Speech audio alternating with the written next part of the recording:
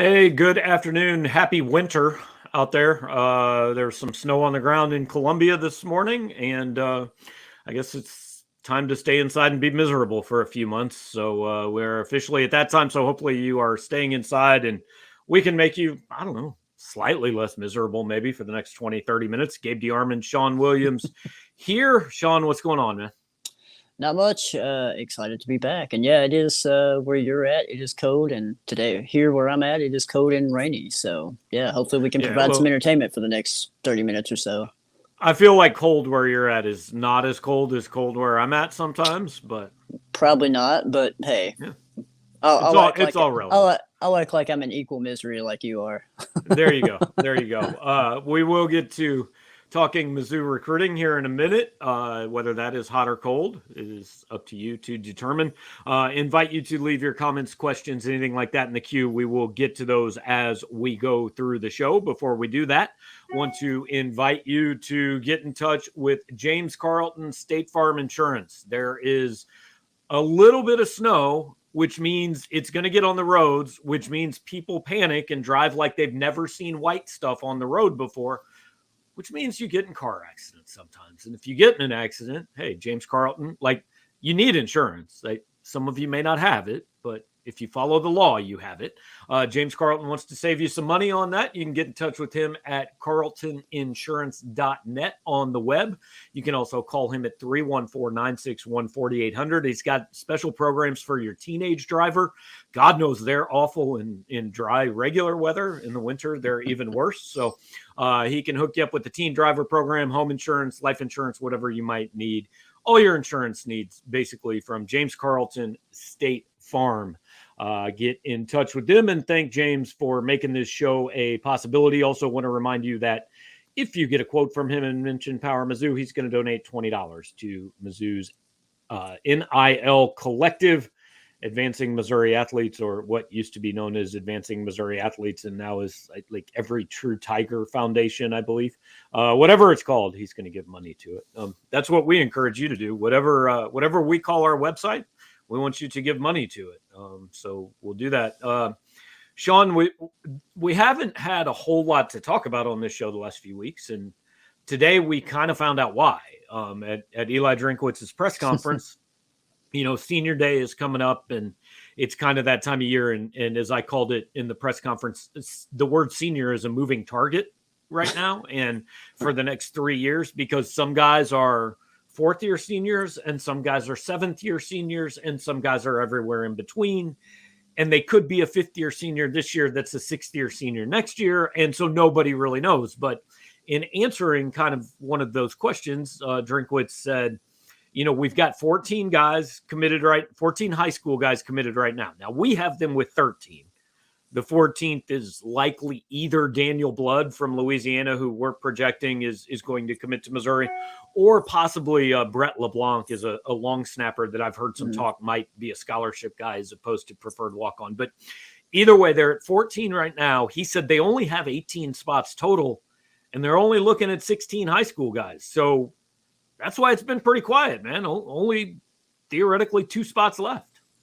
Yeah, I guess that would explain a lot, and whether whether they came up with these projections early on or they just kind of recently did that in the last, months or couple of weeks as Senior Day gets a little closer and you had those conversations with these individuals and on the program and figure out, have a little bit better understanding of who's coming back and who's not. So, yeah, it kind of makes sense of why things are quiet and they're being a little bit selective on in who they're kind of offering and who they want to kind of bring in and what positions are kind of going after. So, yeah, makes sense. And maybe there won't be a lot of fireworks, but we're talking about high school kids. We're not talking about that. To me, that doesn't include JUCOs. That doesn't include obviously transfers as well. So I mean, there'll probably be some definitely some things to keep up with in that regard. But in terms of high school kids, we kind of got a better understanding of where that's going to lie. So that kind of gives us a better understanding of what which direction they're going to go with the going forward.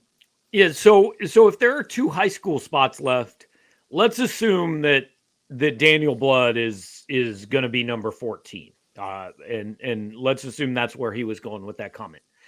So they've got 2 spots left.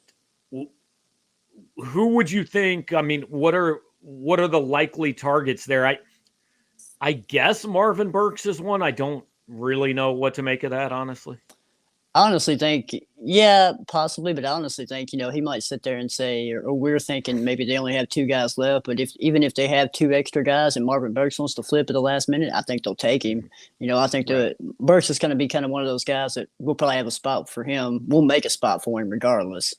Yeah. But yeah, my initial thoughts when, you kind of first said that and, kind of news coming out of that in terms of what positions are left, we assume, Blood's going to be in the fold. So there's a wide receiver, and we're assuming he's already counting him. So that probably makes me think that definitely offensive line, because we just had Brandon Solis in for an official visit. So I say that's a priority for him as well. I might say defensive end, because they're offering defensive end kids and, in the high school ranks. And I would say linebacker, but they just offered the JUCO kid. So I'm going to put JUCO guys separate from that. But yeah, it seems like, we've kind of talked about, offensive line, defensive end, linebacker, cornerback, because they've also had the Kendall Dobie kid in for a visit as well, in terms of DB. So that seems to be the kind of the position of needs for them. They also had that Carson Morgan kid from Arkansas that's listed as an athlete. They're not really, classifying where they're recruiting him at, but he could be like a running back slot type of guy. He could also be like a linebacker, safety kind of guy as well. So. Mm-hmm. That seems to be the positions they're kind of going after. And, you kind of plug, what high school kids can kind of fill those roles. I mean, I think probably your top two positions in that regard are probably offensive line and defensive end, but we'll kind of see where that goes. Well, and like you're saying, they could make a spot for Burks. Flip side of that is if they get to December 18th and these guys that they've offered kind of the priority guys end up going somewhere else, hey, they might just have 14 high school kids in this class. They I mean, why take a kid just to take him if you don't think he's going to be good? Use that in the transfer portal. And that's where Drinkwood said, hey, we haven't been as focused on high school recruiting lately. And that kind of answers Walt's question, said they hadn't been focused on high school as much as the portal and the other stuff that I hesitate. I don't really think it impacts this recruiting class very much because it's not a one-for-one deal. Like you're not taking, hey, if this guy leaves, we need somebody at that position to replace him this year, because the truth is if Chad Bailey were leaving, which Eli indicated today he's probably not, but that's a fifth-year senior linebacker. You're not taking a freshman linebacker and assuming, well, he takes Chad Bailey's spot. Now, maybe he takes Carmicah Glass's spot, who slides up and takes Damian Wilson's spot, who slides up and takes Bailey's spot. But so the interesting places to me that could be impacted by guys that are coming back that we didn't maybe know were coming back. He said today Hiron White's going to apply for a medical redshirt, seventh-year offensive lineman. The interesting part to me was he listed off 21 guys who were walking on senior day. Did not list Javon Foster, starting left tackle. Did not list Xavier Delgado, starting offensive guard.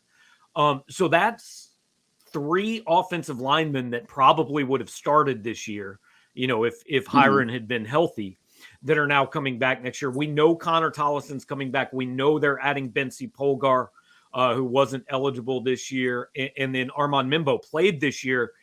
Like with those guys coming back, I'll be interested to see. I wonder if transfer offensive lineman goes from, oh my God, we're desperate and we need 3 to, hey, maybe we need 1 or maybe 2. Yeah, I think that's why you kind of summed it up there, and why I'm thinking they're definitely probably going to take a high school kid offensive line. Now, whether they take a transfer portal kid at that position too, I mean, that kind of remains to be seen. With that many people coming back, I mean, you kind of got to think you're on the fence about that, whether you dip into the portal or not. But they definitely had the Solis kid in for an official, so definitely see a high school kid offensive lineman, from the high school ranks is definitely going to be a added position for the future, but.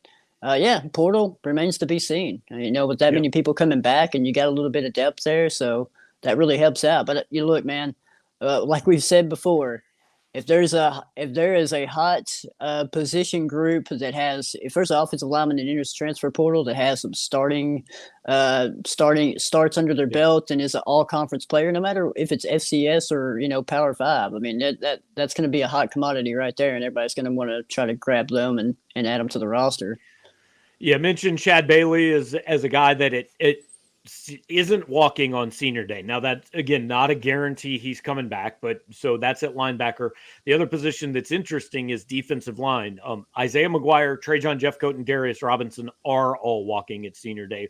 We know Tyrone Hopper's gone. We know DJ Coleman's gone. So I think you have to count on all those guys. This is their last year. Interestingly, Realist George is not walking on senior day, so he may be back for year 6. But that brings up that defensive end thing you're talking about. I mean, I think portal, JUCO, whatever it is, I think they probably need a defensive end. Yeah. Also, I prefer now to call it defensive end. I don't like this whole edge thing. It's a defensive end. I guess it depends. People that say edge, I kind of classify as somebody that can play like a little outside linebacker. That's like a 3-4 outside linebacker. And yeah, and can drop back into coverage too. So when I hear people say that edge, that's what I kind of think of as more of a terms of a true pass rusher. Right, Micah Parsons is an edge. Yeah.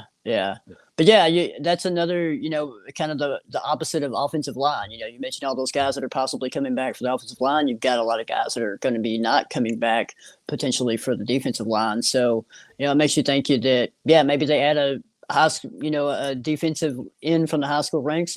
They probably dip in the portal. Maybe they add a transfer. I mean, that's kind of a position where they could probably go all out and add multiple people, whether it's high school, JUCO, or a transfer portal on that position. Right. And they may not know for sure what they need out of the transfer portal really until like mid to late January. Because I think that's usually the deadline to declare for the NFL draft is sometime mid to late January. And so like he may not know for sure if Chris Abrams-Drain is going pro until then, and if he needs a cornerback, or if maybe Isaiah McGuire doesn't get a favorable thing from the NFLPA, and maybe he ends up, even though he's walking on senior day, maybe in 2 months he says, "Hey, coach, I want to come back." Well, if Isaiah McGuire wants to come back, you're going to welcome him back with open arms. So it's just such a – I would hate to be in charge of this stuff during this COVID eligibility. I mean, at least you used to know, okay, this is this kid's last year. Now you don't even know that. Yeah. Yeah, I mean, like people in our position, and obviously, you're specifically covering Missouri for this, but I'm covering like high school. I'm covering transfer portal. It's crazy to keep up with. I can only imagine what staff members of teams are kind of trying to do and trying to balance the roster and figure out what's happening and everything like that. I mean, I'm sure there's absolutely a lot of unknowns and head scratching, and I think they got to have a lot of conversations with these kids too, and just kind of get some definite answers from them. But yeah, I mean, some of these guys, they may change their mind. They may say, "Hey, I'm done," and then they'll be like, "Maybe I'll come back for another year." I mean, why not? Right. So right, yeah. I want to again invite you guys, if you've got comments or questions, to put them in there, and we'll get to them.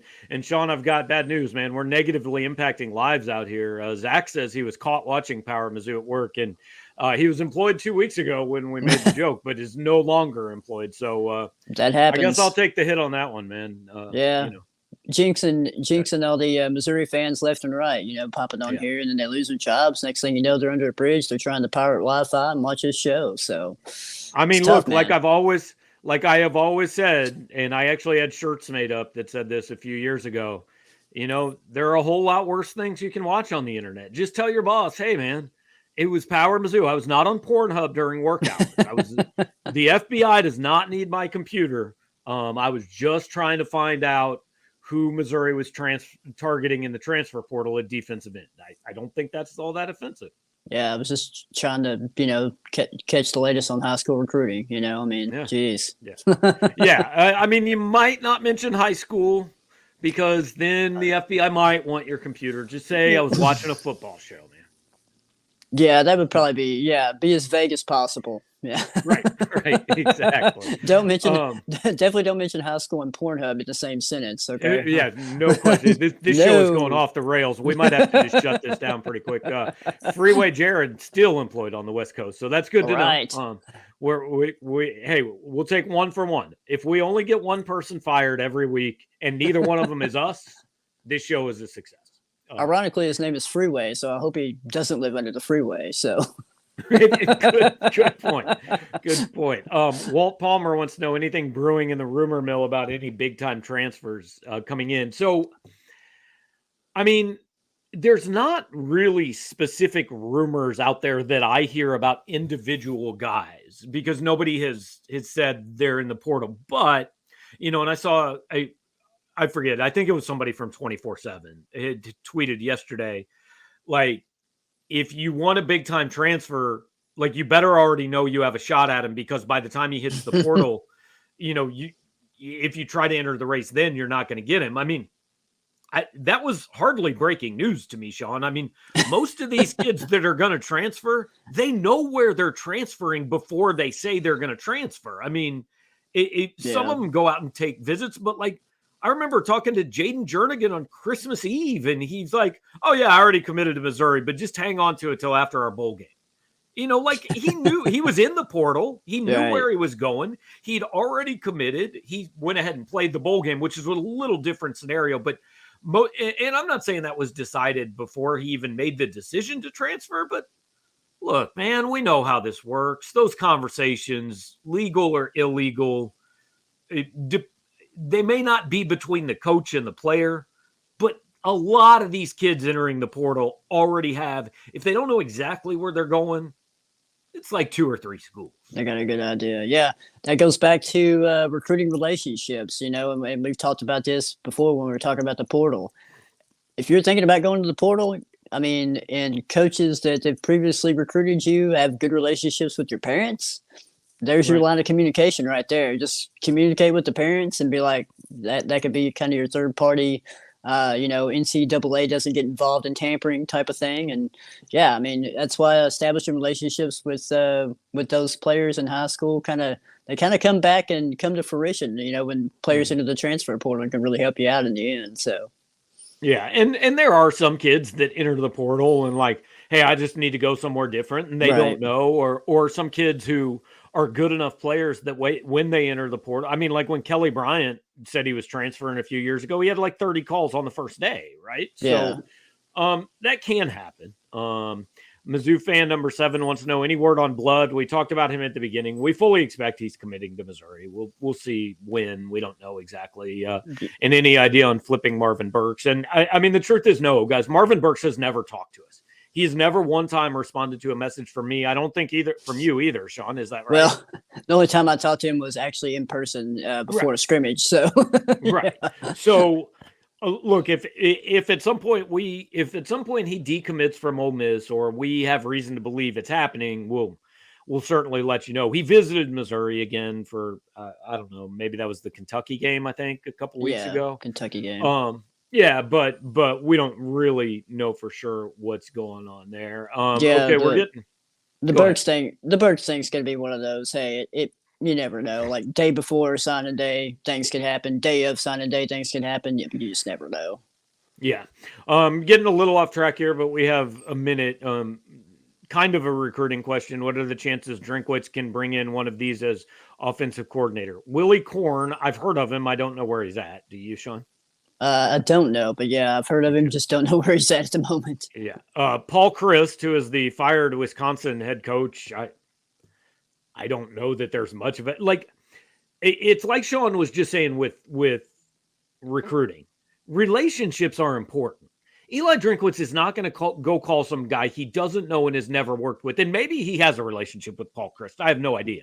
Right. But like, it's not just going to be some guy that he's never worked with, doesn't know, and Eli's going to say, hey, you want to be my OC? Just totally run your offense. I'm giving all that up. I mean, I just don't see that happening. I think it's going to be somebody he's familiar with, whether that's somebody currently on staff or a guy like Casey Woods at SMU or whatever, but somebody he's got some sort of previous relationship with. And I think largely running a similar offense. I mean, I don't think all of a sudden Eli Drinkwitz is going to go from a guy that has called plays and been hands-on his entire career to, oh yeah, I'll just sit back and let you take over this offense. I just don't think that's going to happen.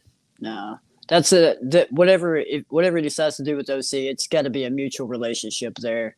Because, like you said, he's just not going to give up the reins and just say, "Hey, run your thing," and I'll sit back and do. Mark Ripple. I mean, if you don't want to run the ball, don't hire him.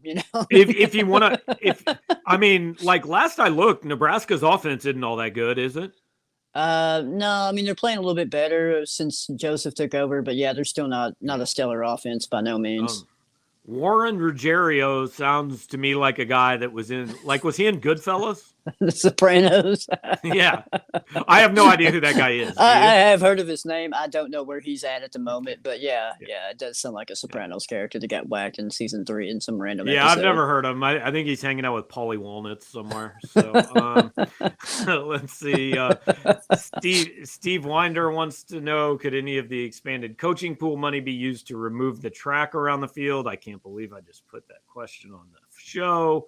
We're going to move on from that. That doesn't have anything to do with recruiting, man. It doesn't have anything to do with anything. You take that high school track up, man, 5 stars will be coming in by the dozens. There you go. Willie Korn is Coastal Carolina's OC. I like Coastal Carolina's offense. It's very cool. That's innovative. That's an innovative offense. I mean, that would be intriguing. Whether they have a relationship or not, I do not know. But yeah, I mean, Drinkwitz used to be in the Carolinas, so I'm just going to assume they used to live next door to each other. Also, maybe he could bring in. Isn't it McCall as their quarterback? Yeah, I don't know what his eligibility status is. Maybe he's a eligibility doesn't matter. You can apply for a 9th year. It's fine. Jared says, does anybody miss having big receivers? Dove is probably gone. Yeah, he's walking on senior day. I mean, this is, I think it's Towski's 5th year. I don't know. It seems like he's been here for 9 years, but I think it's his 5th. Might make some sense to add some size on the outside. Manning's probably not seeing the field a lot. I'm not sure Manning won't see the field a lot next year, but again, this receiving core, it's kind of interesting. Like, they have a bunch of slot guys, but I mean, I guess Mekhi Miller is an outside receiver probably next year. Yeah. You know what? Chance Looper, if he can come back and play football, is an outside receiver. I haven't seen what J.J. Hester's done at Oklahoma this year at all, but I feel like he's a guy they could have used on this team. What the receiving guys that they have on the commitment list outside of Manning, I mean, are they more kind of like Burden Lovett size, or do they have any bigger guys? I mean, Manning's kind of the biggest guy, 6'2". I mean, Marquise Johnson, 6 foot. Blood's around 6 foot. I think he's listed at 5'11". So you kind of more inside outside guys. But I mean, what's your version of big receiver? I mean, to me, 6'2" is a big receiver. I mean, yeah. You're talking 6'5" guys. I mean, 6'5" receivers aren't really, I mean, they're out there, but they don't grow on trees. Yeah, I mean, to me, like a big receiver is like 6'2", 6'3", somebody 6'2", 6'3", 185 to 200 pounds, so, but yeah, I agree with that. I think with Missouri, whether they play inside or outside, and maybe all 3 of these receivers can play inside, outside, I think they just want some guys with speed. They can make plays with the ball in their hands. They want playmakers, so that's kind of what they're going for. Yeah, playmakers are good. I don't know if you've watched a lot of Missouri this year, Sean, but they seem to be lacking the ability to get the ball to the ones that they do have, certainly. Well, there's options for that. You can make that better. Yeah, this has become the offensive coordinator show. Zach wants to know about Casey Woods coming back and bringing, I believe it's Tanner Mordecai. He threw 9 touchdowns in a game a couple weeks ago. Anybody that threw 9 touchdowns and no picks, bring them in. If there are other quarterbacks in the country who have thrown 9 touchdowns and no interceptions in a college football game this year, I would encourage bringing them in as transfers as well. That's an intriguing option by the question there. I mean, just in terms of bringing back Casey Woods and bringing in the quarterback who's having a pretty good year for SMU. So, yeah. But we know how Eli Drinkwitz likes to go after those transfer quarterbacks. So, yeah. Walt wants Bobby Petrino as OC. Sean, you can comment on that if you want. I refuse to comment on that. Yeah, I think kind of past his prime right now. Just hang out at Missouri State and win some games. Exactly. Michael wants to know which player would be the biggest hit, immediate transfer need on the defense if they left. I mean, I think The defensive line, you kind of expect them to leave. I mean, if Tyron Hopper leaves for the NFL, that's a big deal. And I think if J.C. Carlisle leaves for the NFL, that's a pretty big deal. I don't think Charleston is a concern I don't think he's an NFL safety right now. I think Carlisle could be because he's got the size and speed combo. And look, if he leaves, I'm not real sure who immediately steps in to replace him. Yeah, I agree. I don't really have a comment on that. Okay. I'm going to agree with you there, man. Warren Rogerios at Wake Forest. I prefer to say Sopranos, but I'll believe you that he's at Wake Forest. Any word on Chance Looper? There is not. No. Let's see. Hey, Vol Steak heard me on the Tony Basilio show last week, and now is tuning into our YouTube. So we have national reach, Sean, from unemployed people in California to Vol Steak. We reach them all. Unemployed people in Tennessee. I mean, yeah, there you go. There you go. At least, I mean, appreciate you tuning in and listening to a little bit of Missouri recruiting / offensive coordinator chat. Yeah, I think he came in to let us know about Jalen Hyatt. He's having a good year. I don't know if you knew that. Yeah, but he is. Yeah. Yeah, so good to know. I mean, we kind of ran the gamut on this show, man. This was a little bit of everything. We started out trying to talk about recruiting, and I'm surprised there's not like any. I'm surprised there's not like any more questions about OC. I mean, I like playing the OC connect the dots because we didn't know where a couple of those guys were. Yeah, I mean, like literally, you could make up a name and say, "What do you think about Tony Jacoby as OC?" I'd be like, I don't know. I'll listen to it. It could not even be a person. I don't make a habit of no. If you ask me, name as many college football offensive coordinators as you can, like I'm not sure I could get to 10 without using Wikipedia. Yeah, I agree. But I mean, those two that we didn't know, they're connected to really high-powered offenses. But like I said, look, do they have a relationship with Drink? That's probably going to be, he's going to go with somebody he knows, and he's not going to give up the reins completely. It's going to be a nice partnership, with whoever he brings in if he wants to bring in somebody. What do you think about this one? What if Missouri hired Josh Heupel as offensive coordinator? I feel like he'd do a good job. Well, yeah, he probably would. But I mean, I think he's a little busy right now, making lots more money elsewhere, coaching a team that's in the top, potentially could be playing for a playoff, so yeah. Bill O'Brien will probably be on the market soon. He went through the Nick Saban rehab program. He's going to be a head coach somewhere, guys. He's not coming to Missouri to be Eli Drinkwitz's offensive coordinator. There's no way. So I feel like we have to shut this show off before we do just start getting like 8,000 names for offensive coordinator that we're supposed to be reacting to. And I got some interviews to do tonight. There's a basketball game. There's all kinds of stuff. So I don't know, Sean, we miss anything, man? Anything you want to throw out there? No, just I'm sure we'll have some visitors in for the game this weekend, and we'll post those on the chamber. But yeah, we'll have those. But yeah, otherwise it's pretty quiet for a reason, and probably a lot of those visitors this weekend will probably be underclassmen. So, but we'll see. We'll have a list on the chamber. So. All right, we'll do that on Friday. Appreciate you guys hanging out with us. If you were here live with us, if you'd hit the like and the subscribe buttons, and just hit every button that you can find on the show. Like, I don't know what the other buttons are, but if there are other buttons, hit those too. See if maybe it'll give you editing privileges. I don't know. Hit every button you can find. If you listen to, if you're listening on the podcast, share us on social media, leave us a nice review. Appreciate you guys hanging out.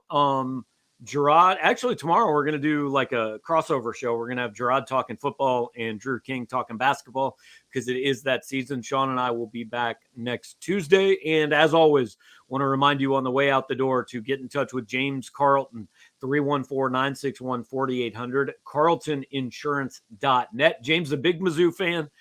Guarantee he's going to be watching these next couple weeks, getting geared up for Sean. The Las Vegas Bowl's in play, baby. It's a possibility. So James is going to be watching, and we'll be geared up for that. So don't call him on Saturday between 6:30 and 9:30. He's going to be watching the Missouri game.